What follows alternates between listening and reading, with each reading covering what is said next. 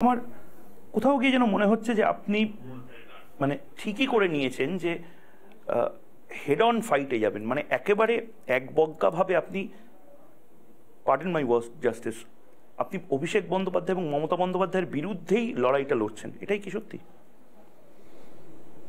মমতা বন্দ্যোপাধ্যায়ের বিরুদ্ধে ব্যক্তিগতভাবে কোনো লড়াইয়ের প্রশ্ন নেই, কারণ মমতা বন্দ্যোপাধ্যায়কে আমি একজন সিজনড পলিটিশিয়ান বলে মনে করি এবং তিনি যেভাবে সিপিএমের আক্রমণ প্রতিহত করে নিজে মার খেয়ে হসপিটালে ভর্তি থেকে মৃত্যুর মুখ থেকে ফিরে এসে যেভাবে বিরোধী রাজনীতিতে নেতৃত্ব দিয়েছিলেন, তাতে আমার তার প্রতি শ্রদ্ধাই আছে। অভিষেক বন্দ্যোপাধ্যায় এই নামটাও আপনি আমার সামনে আর করবেন না, আমিও এই নামটা উচ্চারণ করব না।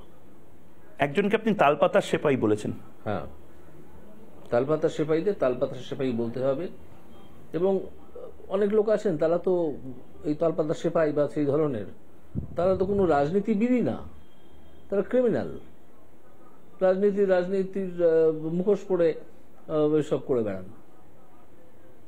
অভিজিৎবাবু, আপনি যখন আপনার এই সিদ্ধান্তটি নিলেন এবং পদত্যাগ করলেন, তারপর রিপাবলিক বাংলায় প্রথম এই সাক্ষাৎকার, তার মাঝে অনেকগুলো ঘটনা ঘটে গেছে। তার মধ্যে থেকে আপনি প্রেস কনফারেন্স করেছেন, গোটা বাংলাকে আপনার কথা জানিয়েছেন, আপনি বিজেপিতে যাচ্ছেন এটাও বলেছেন। কিন্তু তার পাশাপাশি একটা খুব বড় ঘটনা কিন্তু এই মুহূর্তে এখন প্রতি সেকেন্ডে হচ্ছে, সোশ্যাল মিডিয়াতে হচ্ছে এবং এটাকে অর্কেস্ট্রেট করানো হচ্ছে। বিভিন্ন লোকে মেসেজ করছে এবং পোস্ট করছে একটা জিনিস, তৃণমূলের একটা বড় অংশ থেকে, আমি নির্দিষ্টভাবে বলছি, আপনার 80% রায়ের উপর নাকি স্থগিতাদেশ দেওয়া হয়েছে, হয় সেটা উচ্চ আদালতে চ্যালেঞ্জ হয়েছে, নয়তো বাতিল হয়েছে। সম্পূর্ণ মিথ্যে কথা। এটা আপনি যদি ব্যাখ্যা করে বলেন। সম্পূর্ণ মিথ্যে কথা। কোনো রায় আমার এখনো পর্যন্ত স্টে হয়ে পড়ে আছে মাত্র দুটো, আর 16টা মামলা 19টা মামলা হাইকোর্টে ফেরত পাঠানো হয়েছে আবার পুনর্বিচারের জন্য ডিভিশন বেঞ্চের কাছে। সুপ্রিম কোর্ট তো ওখানেই খারিজ করে দিতে পারত 19টা মামলা, করে দিত। 19টার অ্যাপিলেন্ট কে ছিল?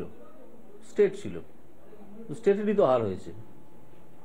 এখানে আমার জাজমেন্ট শুধু প্রথমে টেস্টেড হয়েছে ডিভিশন বেঞ্চে, বেশিরভাগ জাজমেন্ট। কোনো জাজমেন্ট তারা আশকারা পেয়ে গিয়েছেন, কিছু বড় উকিলের আশকারা পেয়ে সোজা হাইকোর্টে সুপ্রিম কোর্টে চলে গেছেন। এসব তালপাতার সেপাইরা গেছেন সুপ্রিম কোর্ট তাদেরকে পাত্তাও দেয়নি। শাহজাহানকে গ্রেপ্তারের ক্ষেত্রেও নাকি হাত পা বেঁধে রেখে দিয়েছিল। আপনার কথায়, যাকে আপনি তালপাতার সেপাই বলছেন, সে তো এই কথাও বলেছিল আজকে সিবিআই তদন্ত। মিথ্যে কথা, সে জানেই না। তার পেটে বোমা মারলেও বেরোবে না আইন সম্বন্ধে দুটো কথা।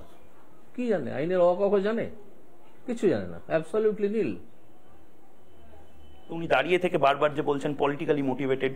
কোনটা পলিটিক্যালি মোটিভেটেড? একের পর এক জাজমেন্ট যেগুলো আপনি দিয়েছিলেন। উনি কিছু জানেন না, সেই জন্য। যারা জানেন না তারাই বলছেন, আর দু একজন লোক জেনেও বলছেন, তারা বদমাইশি করছেন। মুখপাত্রদের নিয়ে কি বলবো? কেউ টিকি রাখে, কারো টাক, এসব নিজের মুখপাত্র দিয়ে কি কথা বলবো আমি? এইসব চ্যাংড়া ছোড়াদের উত্তর আমি দিতেও চাই না। ওদের একমাত্র মুখপাত্র কুণাল ঘোষের সঙ্গে আমার খানিকটা পরিচয় আছে, মানুষটিকে আমার ভালো লেগেছে, এই পর্যন্ত আমি বলতে পারি। বিচারপতি গাঙ্গুলি, অনেকের প্রশ্ন এই মুহূর্তে যে হোয়াটস নেক্সট। আপনি অলরেডি সবকিছু ব্যাখ্যা করেছেন হয়তো প্রেস কনফারেন্সে, কিন্তু তারপরেও আমি জিজ্ঞেস করছি, অনেকগুলো সম্ভাবনা, মানে এটা নিয়ে মাফ করবেন আমাকে, কিন্তু এটা নিয়ে যেন বেট লড়া চলছে যে জাস্টিস গাঙ্গুলি বিজেপিতে দাঁড়ালে কোন সিটে দাঁড়াবেন। আমি একদম সরাসরি জিজ্ঞেস করছি, যার নাম আপনি নিতেও চান না মুখে, সেই ভদ্রলোকের বিরুদ্ধে আপনি ডায়মন্ড হারবার বা দক্ষিণ কলকাতায় কি দাঁড়াবেন? নিশ্চয়ই, কেন দাঁড়াবো? যদি বিজেপি আমাকে বলে ফাইট করতে। অভিষেক বন্দ্যোপাধ্যায়ের বিরুদ্ধে জাস্টিস অভিজিৎ গাঙ্গুলি। কি অভিষেক বন্দ্যোপাধ্যায়? অভিষেক বন্দ্যোপাধ্যায়টা কি? একটা দলের জেনারেল সেক্রেটারিকে আপনি তুচ্ছতাচ্ছিল্য, মানে একেবারে। না, আমি জানি না কি অভিষেক বন্দ্যোপাধ্যায়। আমি যে একটু আগে বললাম এই ধরনের নাম করবেন না আমার সামনে। একজন দুষ্কৃতকারীকে নিয়ে আলোচনা করবো নাকি আমি? আপনাকে এইটুকু তো মনে রাখতে হবে যে আমি কিছুক্ষণ আগে পর্যন্ত হাইকোর্টের জাজ ছিলাম। আমি একটা দুষ্কৃতকারীকে নিয়ে আলোচনা করবো না। আমি আলোচনা করতে পারি, মমতা বন্দ্যোপাধ্যায় যদি আমার সম্বন্ধে কিছু বলেন, আমি তার একটা কোনো প্রতিক্রিয়া দিতে পারি। এদের সম্বন্ধে কি প্রতিক্রিয়া দেবো? জাস্টিস গাঙ্গুলি, এই যে বারবার এই ন্যারেটিভটাকে আমি আবারও কেন বলছি, কারণ অনেকে আছেন যারা হাইকোর্টেও হয়তো যাননি, অনেকে লোয়ার কোর্টেও হয়তো জজ সাহেবের সামনে পৌঁছাতে পারেন, এরকম মানুষও তো বাংলাতে আছে। প্রচুর। এই মানুষগুলোকে যদি বুঝিয়ে দেওয়া হয়, দেখো এই ভদ্রলোক যে বিজেপিতে দাঁড়িয়েছে, যে ভদ্রলোক বিজেপিতে এসেছে, সেই ভদ্রলোক অভিষেক বন্দ্যোপাধ্যায় বা অন্যান্য নেতা আমাদের তৃণমূল কংগ্রেসের, তাদেরকে ফাঁসানোর জন্য এটা করেছিল। এইটাকে কি করে কমব্যাট করবে দল? এটাকে কি করে কমব্যাট করবে জাস্টিস অভিজিৎ গাঙ্গুলি, যিনি এখন সংসদীয় রাজনীতিতে? মামলার যে তথ্য, সেগুলো তো পাবলিক রেকর্ড, সেগুলো থেকে তো জানা যাবে যে আমার রায় কোন তথ্যের ভিত্তিতে হয়েছিল। সেটা যতটা সরলভাবে সম্ভব মানুষের সামনে এনে দেব। এখনো খোঁজ চলছে যে মাথাটা কে, টাকাটা কোথায় গেল, মাথাটা কে। এখন তো আপনি মানে না, সে তো মাথা তো আমি জানি না কে, খোঁজ চলছে মাথা কে। মাথা তো একটা আছেই, ধরা পড়বে।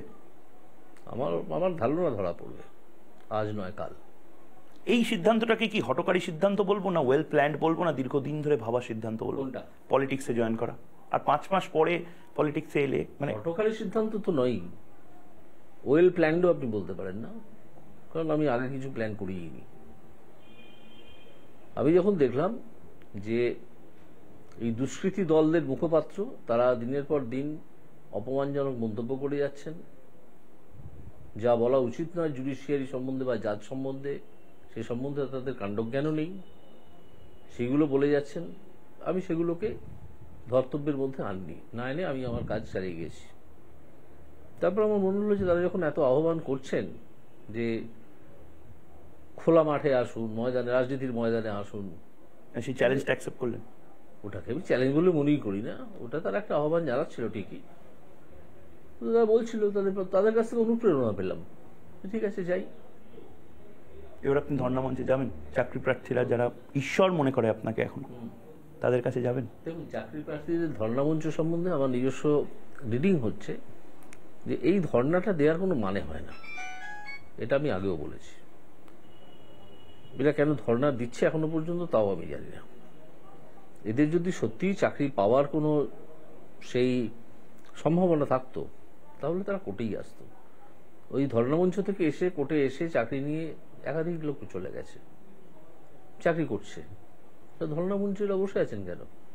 ওদের ধারণা কিছু তৃণমূলেরই কিছু লোক আছে ওখানে, তৃণমূলেরই কিছু দালাল টাইপের লোক আছে, তারা ওইটাকে চালাচ্ছে কোনো কারণে, যদি তালে গোলে মালে একটা কোনোভাবে চাকরি পেয়ে যাবে। মানে আপনি বলছেন চাকরি প্রার্থীদের আন্দোলনের মধ্যে তৃণমূল কংগ্রেস ইনক্লুড করে ফেলেছে, ভেতরে ঢুকিয়ে ফেলেছে ট্রোজান হর্স? অবশ্যই অবশ্যই।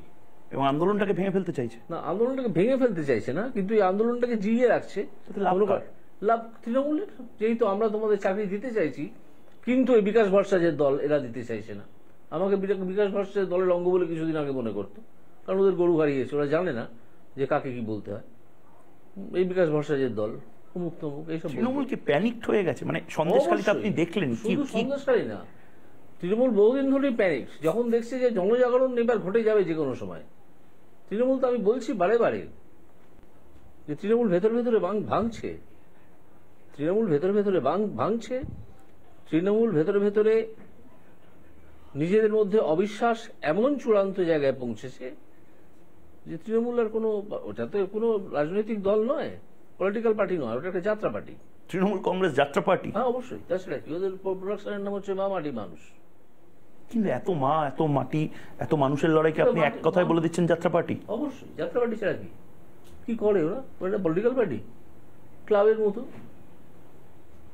কিছু লোক আছেন সৌগত রায়টার মতো এরকম, যারা অনেকদিন ধরে সংসদীয় রাজনীতিতে আসেন, তারা থাকলেই একটা দল কি রাজনৈতিক দল, কি রাজনীতি, কি পলিটিক্যাল ফিলোসফিটা কি?